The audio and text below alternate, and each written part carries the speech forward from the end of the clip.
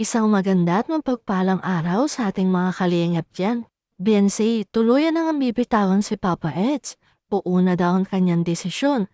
At Papa Eds, hindi na lang daw magsasalita dahil alam niya na ang magiging dahilan. At yan ang pag-uusapan natin ngayon dito sa video na to.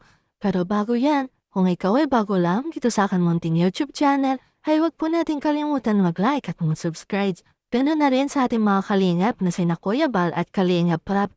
Tuloy-tuloy ang pagsuporta para tuloy-tuloy lang din ang saya at maging updated sa mga bagong videos na i-update nila. At yun na nga guys, Beyonce, nagsabi na bibitawan niya na daw talaga si Papa Eds. Bakit kaya?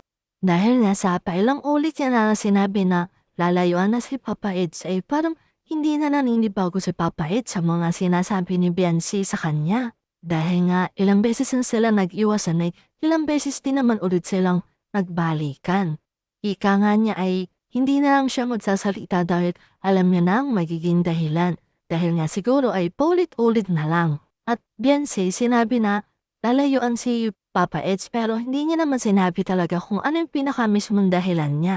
Siguro ay dahil na naman ito sa mga issue na lumalabas tungkol sa kanila. Pero dahil paulit-ulit ay parang normal na lang kay Papa Eds yung mga ganitong senaryo pa at hindi na lang siya nagsasalita. Kapalagay niyo guys ay tama pa ba itong mga nangyayari ito sa kanila? Tila madami na ang mga supporters nang hindi mawala ang mga tanong sa kanila kung bakit palagi na lang umaayaw itong si Beyonce kay Papa Eds samantalang wala namang ginagawang masama si Papa Eds sa kanya. Marahil guys nananawa na din talaga tong si Beyonce sa kanilang dalawa ni Papa Eds. Kaya pag ginusto niya na umayaw ay sinasabi talaga niya. Kaawa-awa naman ang ating Papa Eds.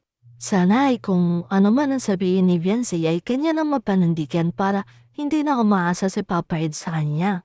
Dahil lagi niya na lang sinasabi na ayaw niya na pero paulit-ulit naman yan tinatanggap si Papa Eds. Sana ay magkaintindihan na sila sa mga salitang pinibitawan nila.